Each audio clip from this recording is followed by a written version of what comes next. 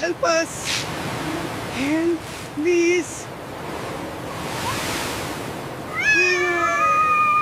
Help! Hurry! Hold on tight. I was photographing a gray heron on the tide line when I heard the sound behind me. Not a crash, a thud, heavy and wet, like something waterlogged hitting sand. I turned around. A crate had washed ashore. Wooden, maybe 1.5 meters long, half collapsed on one side. The boards were dark with water. It was sitting at the edge of the tide and it was moving. Not drifting, moving. Something inside it was alive. I crossed the beach in maybe 20 seconds. The side panel had split open and I got down on my knees and looked in, and the first thing I saw was fur. Thick, pale gold fur with dark markings, salt stiff, matted flat in places. Then I saw the eyes, wide, fixed on me, the color of old brass. A Pallas cat, the flat-faced wildcat of the steppes and mountains, built to outlast conditions that would kill most things. Small, but dense and low to the ground, the kind of animal that doesn't warn you before it acts. And then I saw what was underneath the cat.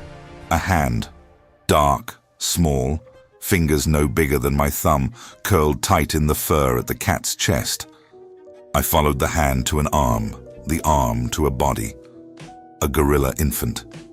Lying on its side, eyes sealed shut, chest moving in short, uneven pulls. The skin around its mouth was gray. Its body was completely limp, except for those fingers, locked into the cat's fur, like the hand had made a decision the rest of the body had already given up on. I reached in. The cat came at me so fast, I didn't see the movement, only the result. 3 lines of heat opening across the back of my hand. I pulled back. The cat moved back over the infant's body, lowered her head, and watched me. The gorilla had not moved at all. I looked at my hand, then at the cat, then at the infant, whose chest was still pulling in those short, shallow pulls. I had maybe 3 hours of daylight. I had no idea what I was looking at. But the baby was dying, and the only thing standing between him and help was the animal that had apparently decided to keep him alive. My name is Björn. I'm a wildlife documentarian, and I had been alone on this stretch of coastline in northwest Madagascar for 4 weeks of a 6-week survey. The nearest village was 11 kilometers north by water. My supply boat was 2 days late. My inflatable dinghy had a slow leak that I had been managing with a hand pump every 4 hours, workable as long as I wasn't pushing it, and 11 kilometers of open channel in late afternoon with a wind coming up from the south was pushing it hard. I had a camera, a satellite phone with a cracked screen that had stopped reliably sending messages 3 days earlier, and about half a liter of clean water. The gorilla infant needed hydration. It needed warmth. It needed someone with medical supplies and training, none of which I had or could get quickly. I tried again to reach in. Not fast this time. Slow, palm up, the way you move when you want an animal to see exactly what your hands are doing. The cat watched my hand cross the threshold. Then she moved. Not a full charge. A short, hard lunge that stopped 10 centimeters from my wrist. Her mouth was open. Her ears were flat against her skull. She was not bluffing. I sat back on the sand. I could see her right hind leg. It was swollen between the knee and the paw, the fur pulled tight from the fluid inside. She had been injured, probably during the storm, probably days ago. She had not eaten since whatever was in that crate when it went into the water. She was dehydrated, injured, and she had been protecting an animal that was not her species. I looked at the crate markings, the waterlogging, the state of the wood. For 4 days, maybe 5. I poured the last of my water into my cupped hand and held it toward her. She looked at it for a moment. She did not drink. She turned back to the gorilla. I pulled out my notebook and started writing down what I was seeing, because it was the only useful thing I knew how to do. I could not reach the satellite relay from this beach. The mangrove wall behind me was too dense to move through on foot, and even if I could, there was nothing on the other side for 20 kilometers. The ocean in front of me was open water with a wind I didn't trust. I was not going anywhere. Neither were they. I flipped to a fresh page and kept writing. The gorilla's chest kept moving. Shallow, but moving. I slept on the beach that night. I didn't plan to. I sat down at what I figured was a safe distance from the crate, and somewhere around 2 in the morning I woke up to the sound of the cat shifting position. She was standing at the open edge of the crate, looking at me. The gorilla was still underneath her. I didn't move. She didn't move.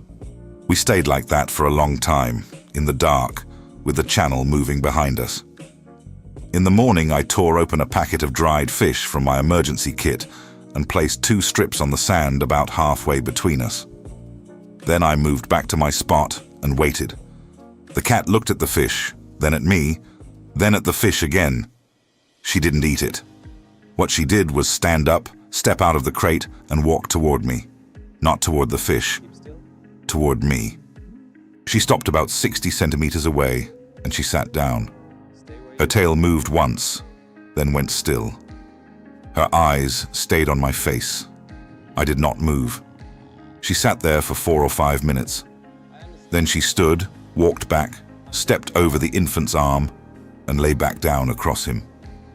I got up slowly and crossed to where she had been sitting. I crouched down and looked at the crate from that distance, from her angle. She had not been fighting me. Not once since the first afternoon. Every time I reached in too fast, she told me no. And this morning, she had drawn a new line, a closer one. She had walked toward me and sat inside my reach, and then gone back to the gorilla. And I understood what that meant. She had decided I was not a threat. She had let me in. I looked at the oval of sand directly beneath the crate. Everything around it was damp from the overnight tide. That patch was dry. She had not left her position in days. Not to drink, not to eat. She had been there, in that spot, covering him with her body, holding the heat in. I sat down inside the new perimeter she had set, and I started talking to her quietly. Not words, just sound, low and even, so she could hear what my voice was like without needing to respond to it. I wrote down what I was seeing. The gorilla's chest was pulling with a little more space between each pull. I didn't know if that meant anything. By the 3rd morning, I was out of water. I had been putting a few drops at a time onto a strip of cloth and pressing it to the gorilla's mouth. Now there was nothing left. My own throat was rough. The cat had still not touched anything I had offered, and when I looked at the gorilla's hand in the cat's fur, the fingers had gone loose. That loosening scared me more than anything else that had happened. I looked at the dinghy. 11 kilometers. Wind up from the south, 2-foot chop. The pump was in the bow, but the leak had gotten faster overnight. I did the math twice. I didn't like the answer either time. I took my jacket off and turned it inside out. I tore a strip from the collar seam, the softest part, and scraped the last of the morning dew from the inside of my tent bag. Barely a teaspoon, probably less. I rolled the strip in it and pressed it against the gorilla's lower lip. His mouth opened slightly. His tongue moved. The cat was 1 body length from my hands, watching. I stayed very still and let her watch, and while I worked, I thought about the crate. I had written down the shipping marks the first afternoon. 3 numbers, a letter code, a port stamp I recognized from a story I had photographed 2 years earlier. I knew what that route was.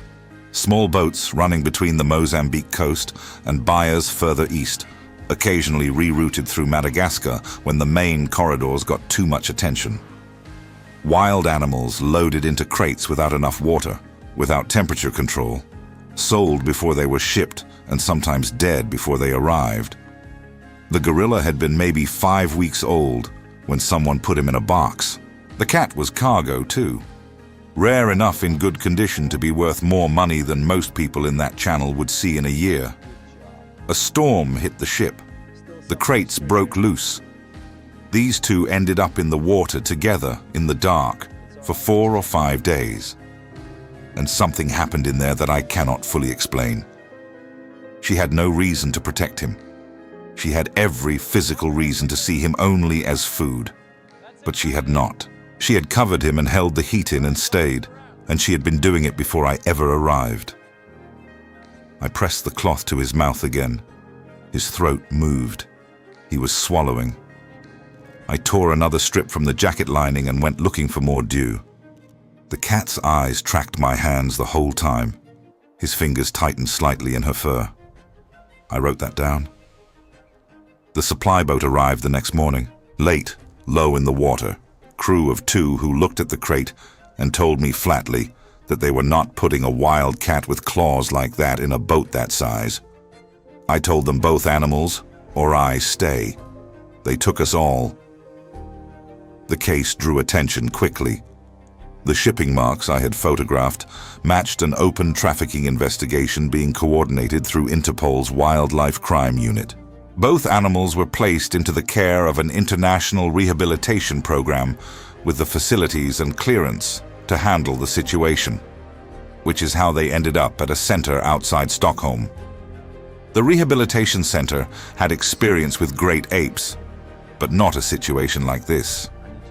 The gorilla, the staff started calling him Kiko around the 2nd week, and the name stuck, was on a feeding tube while his body recovered. By the end of the 3rd week, he was taking formula by hand. His wounds closed, his eyes opened all the way, but he would not engage. Handlers would sit with him for an hour, and he would face the wall. He ate because the tube and then the bottle made him eat. He didn't reach for anything. He didn't make sound.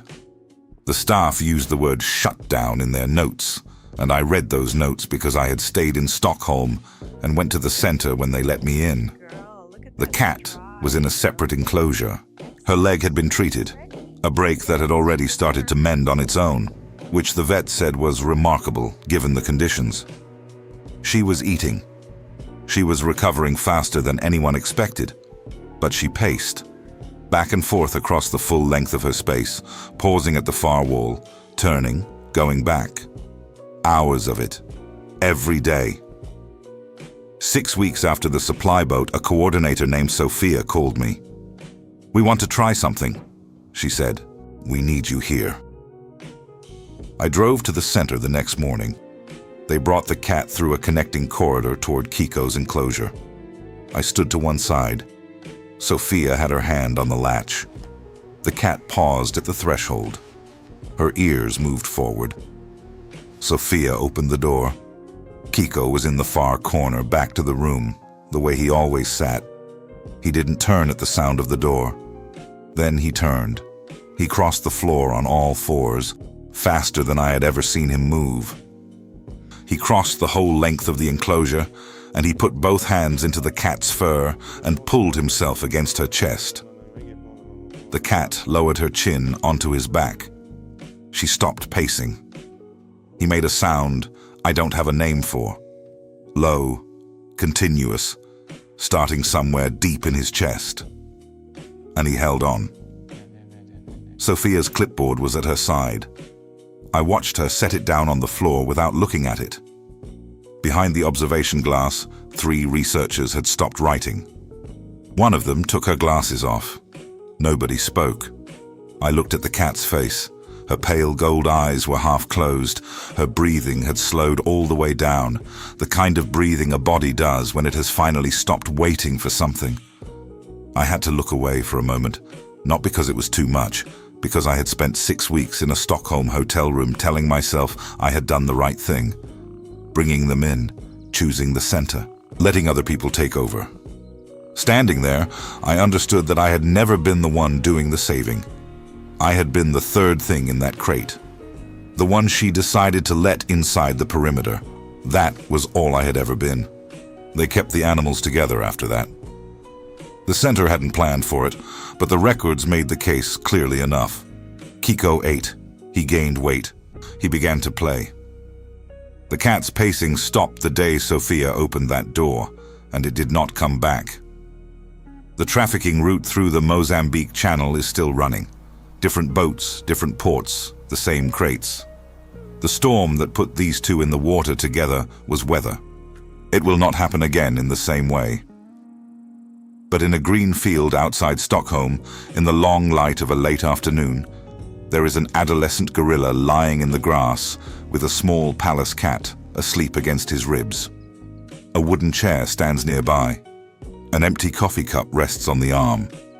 I am not in the frame. The animals are.